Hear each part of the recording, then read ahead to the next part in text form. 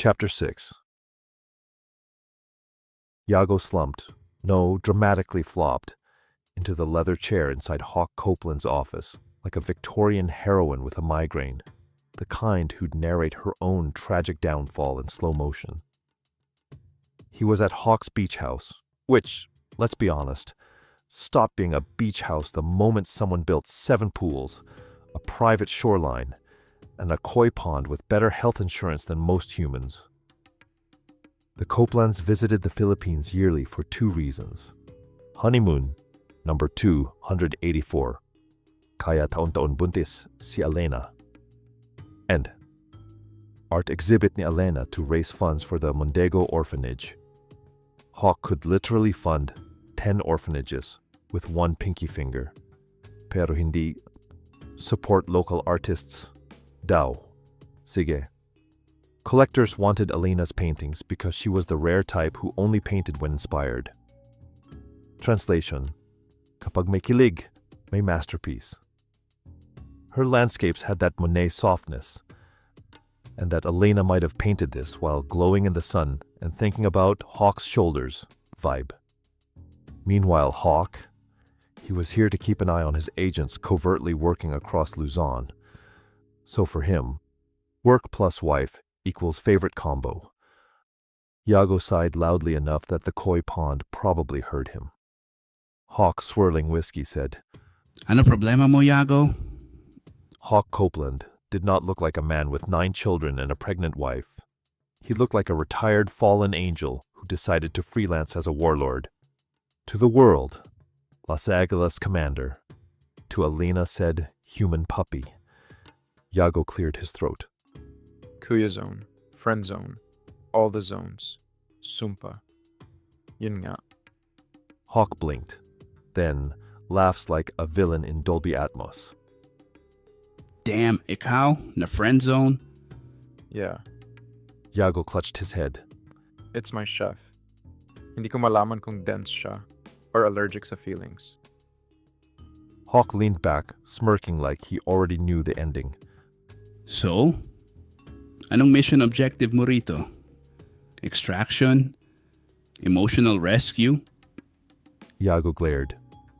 Ikaw may asawa. Ikaw ang nag-defy ng buong mundo for Elena. Sabihin mo, paano ko malalaman kung siya na? Years ago, when Hawk first mentioned her, he only said She's my everything. 3 words. No drama, no explanation. But for a man whose idea of sweet talk was cover your flank, it was basically a love poem. Yago remembered the chaos, whole family losing their minds. His Tita nearly fainting. His Tito trying to hide Elena from a man who could track a ghost. Rumors of kidnapping. Rumors of shotgun elopement. Reality. Mutual blog level love at first sight. They ran away. Twice. And lived. Which proved Hawk was scarier than the entire Mondego clan combined. Now the once deadliest bachelor was a husband. A father of 9, beautiful, guapo kids. And another on the way. Yago tried to list their names in his head, got to child number 5, short-circuited, and nearly fainted. Damn, ang dami nilang spawns. Paano nila naaalala lahat ng birthdays? Hawk didn't even look up. Dapat magaling ka sa memorization. Kung hindi, stay single, Yago. Pregnant again. And stupidly, disgustingly happy. Yago downed his whiskey. Maybe I want that kind of insanity. Hawk shrugged, glowing like a man who slept beside his soulmate every night. Simple lang naman yan. When I saw Elena, I just knew. Yago squinted at him. Copeland, parang nanalo ka lang sa loto. Hawk smirked. No, I chose my winning. Yago wanted to throw a sandal at him. But Hawk continued, tone suddenly soft, the Elena tone.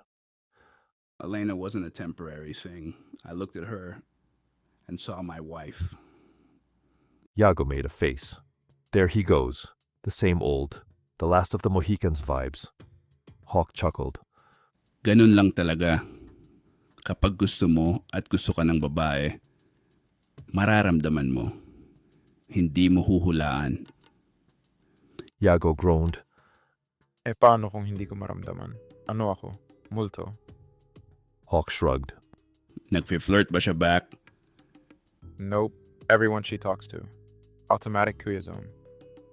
Hawk raised a brow. Ikaw? Ano ako? Ano ka sa kanya? Hawk asked slowly, like he was talking to a golden retriever. Yago blinked. Boss niya. Hawk snorted. Exactly. Kaya wala kang flatline. Meaning? Hawk poured himself another drink, completely unfazed. Yago, if she doesn't friend zone you, it means she doesn't see you as a friend. Yago froze. Lights flickered. The koi pond gasped. Damn. Hawk grinned. At hindi ka rin kuya, and definitely not just her boss. Yago swallowed hard. So, ano ako sa kanya? Hawk raised his glass. Potential husband. Silence. Then Yago said, "Holy." Somewhere outside, Elena walked past the office door, glowing, barefoot, carrying a tray of fresh lemonade. She peeked in. Anong meron, Yago? She asked, smiling like an angel who absolutely owned her brutal assassin husband. Yago pointed at Hawk. Your husband and his riddles again. Hawk stood, kissed Elena's cheek, hands sneaking around her waist like muscle memory. Ano na naman sinasabi nitong si Yago? Alina giggled. Hawk deadpanned. Nagpapaano siya? Nagpapa-love advice? Elena gasped dramatically. Ay! Nakakakilig! Sino? Yago groaned. Elena, you don't know her. Hawk said. Yung chef niya? Elena nearly dropped the lemonade. Ugh. Yago exclaimed. Commander. But Hawk only smirked, squeezed his wife, and whispered. See? Pag tama ang babae, wala kang kawala. Elena blushed. Hawk smirked harder. Yago melted into the sofa. Before he could recover, Hawk leaned in. Subtle, controlled. The kind of movement only a trained commander would make when communicating something strictly for one person. His voice dropped into Cherokee, low and steady. Hindi malandi, hindi showy. Just intimate in a way no outsider could decode. Elena's reaction wasn't theatrical. No syrupy smile, no giggling. Just a soft inhale, her lashes lowering slightly. Respectful, composed, like a queen receiving a private message from her king. Yago blinked. Oy, bakit parang may secret intel na ako lang walang clearance? Hawk didn't take his eyes off Elena. Classified. He said, tone flat, authoritative, commander-in-chief mode. The only betrayal of affection was the gentleness in his eyes when they flicked briefly to her. Elena answered back in Cherokee, calm and graceful. Wala sa tono ang landian, pero the warmth, the devotion, ramdam kahit hindi mo maintindihan ang salita. Yago groaned. Commander, bakit parang may ginagawa kayong SPG pero high-ranking edition? Wala man lang hawakan pero ang taas ng voltage. Hawk shot him a look so sharp it could slice steel. You wanted advice, not access to my language. Elena placed a light, respectful hand on Hawk's forearm. Nothing flashy, nothing PDA, just a grounding touch from his empress. Huwag mo siyang pagalitan masyado. She murmured. Hawk's jaw flexed, the alpha in him simmering under the surface. He replied in Cherokee again.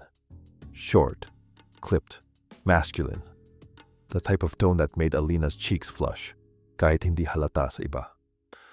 Hawk, She whispered, partly scolding, partly something softer. Yago covered his ears dramatically. I don't know what that meant, but the energy is too much. Elena chuckled, quiet, elegant. Yago, kapag dumating na yung tamang babae, hindi mo kailangan maging showy. Ramdam mo na lang. Hawk placed a steady kiss on her temple, controlled, composed. Not for display, not for Yago. Just habit, devotion, instinct. Next time, He said dryly, eyes still on Elena. cover your ears. May konting strategic communication kami ng asawa ko. Yago stood, defeated. I hate this office. I'm leaving. The Copeland couple merely shared a look. Brief, loaded, quiet. And for the first time, Yago understood why their art exhibit needed security. Not because they were showy, but because their connection was so powerful, it felt like classified weaponry. Hawk watched Yago storm out like an offended tarsier. In truth, he almost felt bad. Almost, pero hindi niya kasalanan kung obvious ang internal meltdown ni Yago. And definitely not his fault that Cherokee sounded intimate even when he was only saying, "Your braid is loose, little bird." And Elena's reply? Ayusin mo mamaya. Boom. Nuclear level intimacy. Deadly sa bystander. Hawk smirk. Hindi niya kailangan ng PDA. With Elena, one look was enough. One word, one breath. And Yago happened to walk in during the marital equivalent of, Fix my hair later, beloved warlord. well, he asked for love advice. He got a live demonstration. Elena pressed a hand to her warm cheek as Yago exited. Goodness, poor cousin looked like he needed holy water. She glanced at Hawk. Her husband may look stoic, but she could feel the protective tension rolling off him the way others felt humidity. He spoke Cherokee because it calmed him, because she soothed him, because it reminded him she was his home. And what did she reply? Something completely innocent. But with Hawk, innocence always turned into intensity. She smiled softly. Behave, Mahal, she whispered. Hawk didn't even blink. I am behaving. He was not. But she loved him anyway. Loved him because he was terrifying to the world and tender to her. Kung may patron saint ang mga lalaking nauubusan ng pasensya at dignity sa harap ng babae, si Yago na ang magpapagawa ng rebulto. Because right now, he was sitting alone, reviewing locker room CCTV footage on his iPad like a responsible team leader. Set in the youth, when suddenly, a loud West Coast beat echoed from the speakers. Napakorap si Yago. Napatingin siya agad sa screen, at ayun siya, Cassie, rapping in the locker room. With full-on attitude, swagger, at angas na parang siya ang nanalo sa flip-top grand finals ng buong bansa. Ano na naman tong pinaggagawa ng babaeng to? He whispered, voice cracking between disbelief and undeniable awe. She was folding basahan like they were wads of cash in a music video. At Diyos ko, sino kayang demonyo ang nag-introduce sa kanya ng 90s West Coast hip-hop? Kendrick, Tupac, Nate Dogg, lahat memoryado. Pero what scared him more? Gusto niya. He liked it. He liked her. Kahit parang lalagnatin na siya sa sabaw ng feelings niya. At habang nagsasanitize si Cassie ng mop bucket na parang mic stand, Yago found himself whispering, Lord, bakit ganito? which reminded him of this morning. Flashback, the Sampalok heist of the century. Cassie, seriously, bakit tayo nandito sa bakanteng loteng to? Wala na akong pang-asim. Ayoko ng powder. Gusto ko natural, organic, pangmayaman ng lasa. Kailangan ko ng pang-sinigang. We can buy Sampalok. Bakit kailangan pa ng forest mission? Boss, sayang. Hindi expired. Hindi sprayed. Galing sa puso. Nagpatuloy ito sa pamimitas na parang contestant sa Amazing Race.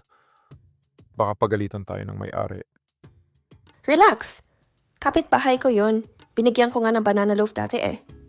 Then she froze. Shit! Huwag kang kikibo. Nalaglag ang puso ni Yago. Ano na naman? Si Hakuna Matata. Ha? Yung baboy, ramo ng may-ari. Nawalan ng tali. Oh my God. Bigla siyang humawak sa kamay ni Cassie. Instinct, panic cuddle, attraction, pareho na. Chill lang tayo. Bulong ni Cassie pero obvious na ready to scream mode na siya. The chubby boar started following them like a mall security guard. Dumaan tayo sa pader. Mas mabilis. This is literally your fault. Borrow lang ang sampalok. Tumakbo ka na lang. They sprinted up the wall. Adrenaline made Yago lift Cassie like she weighed nothing. At mula sa tuktok ng pader, Cassie shouted. Sige Hakuna, talon, ikaw ang next na isisigang ko. Yago almost fell from laughing. Pagkababa nila, hinila siya ni Cassie palayo. Mamaya, tikman mo sinigang ko. Panghanda sa near-death experience. Galing sa borrowed Sampalok. Sarap yon, galing sa puso. Ayun na naman, yung Kilig. Back to present, the locker room concert. Cassie was still rapping, still dancing, still adorable and chaotic as hell. Then she suddenly looked up. CTV. She opened her locker and used the door as a shield, but not fully. Yago could still see the curve of her hip, the peak of her rounded butt in bloomer shorts. He swallowed, hard. Nagbibihis ka ba habang naka-video call ako mentally? He whispered, palms sweating. She removed her blouse behind the locker door. His imagination went full bachelor party mode. Then she put on a neon pink blouse, denim jumper, miniskirt style, white dress sneakers. She looked like a cute college girl na pwedeng kasuhan ng pagnanakaw ng puso. Then she undid her braids. Her curls fell over her shoulders. She looked like a goddess who could kill him using Sampalok. And she was smiling habang nagpapaalam sa crew. She told Clyde and Echo na huwag siyang ihatid. Siya na lang daw, Yago. Putek, Nakakanginig ng tuhod. She walked out, still singing, still rapping, still hand dancing. So he drove right in front of her. Superhero entrance level. Napasigaw ito. He burst out laughing. He felt like he just won the fucking lotto. He rolled down the window. hop in. Ako na maghahatid sa'yo. Hoy, wag mo akong gininulat ng ganyan. Gusto mo ba ma-uppercut kita? Cute. Sobrang cute. Nakakainis cute. You had your headset on. Baka hindi mo ako marinig kahit businahan ko. Isa lang ang nasa tenga ko. Hindi ako naka-double plug. Hindi ito karaoke mode. Halika na, I'll take you. May pupuntahan pa ako. Saan? Grocery. Kakausapin ko staff. Ipaprepare ko rekado. Pick upin ni Kuya Echo. She walked away. So he followed her. At 5 kilometers per hour, parang pusakal na aso na ayaw magsiuwi. Sakay na, maaga pa. Ang kulit mo! She stomped. Mag-stroll pa ako pagkadaan sa grocery. Sasama ako, period. Huwag kang matigas ang ulo. Eh baka mainip ka. One more rejection and kukunin na niya ito bridal style. Sige na. He thought she'd refuse again. Pero, sumakay. Pagkasampa ni Cassie sa SUV, nagbago ang amoy ng sasakyan. Chamomile, vanilla, at kung anumang halimuyak na dapat illegal kung ang epekto ay pagpapakasal sa isang taon after 2 arguments level. Yago tightened her seatbelt for her, and that scent hit him harder. Dumikit sa ilong niya, sa utak niya, sa future family planning niya. Gusto na niya itong halikan. Pero baka sapakin siya. Instead of blushing, Cassie raised an eyebrow. Ako na. Sanay ako sa pick-up ni Kuya Diego? Of course, ang hirap pakiligin ng babaeng ito, parang may emotional bulletproof vest. While driving, Yago finally cracked. Ano ba yung pinapakinggan mo? Cassie smirked. Hindi mo alam. Paano ka sa west side? Uy, I heard you yesterday. She stopped, slowly removed her AirPods, siniksik sa case, and stared. Sir Yago? Ini-stalk mo ba ako? Ha? Noong una sa Lukban, coincidence kuno. Tapos ngayon pati rap ko sa kitchen, alam mo. Isa kang walking CCTV, maritas in HD. He held back a laugh. Correction. I'm not Marites. I'm the boss. He tapped his chest. I am your god. Cassie laughed so suddenly, so loudly, na parang kinilati ang kaluluwa niya. Kapal mo, fine, my lord. Putangina. Kinikilig siya. Cassie connected her phone to Bluetooth. Her own rap started playing. And holy hell, social siyang magmura. Like classy hangover sa yacht party. Yago stared, mesmerized. This woman was a walking contradiction. Cute pero delicado. Clumsy pero brave. Pocket-sized hype beast na may apron. Paano ka natutong mag-rap? Noong elementary, poplax ako sa memorization. Sabi ni Kuya, i-rap ko raw para mas madali. So nagpabili ako ng CD ni Tupac, Bone Thugs, Eminem. Boom, natuto. Yago nodded slowly, turned on by intellect, grit and sariling version nitong riot energy. She did hand gestures habang nagra-rap. Yago smiled. Buti na lang may dashcam. Instant mood booster. Bago pa siya maka-fangirl mentally, nasa grocery na sila. And that's when the universe said, time to torture Yago.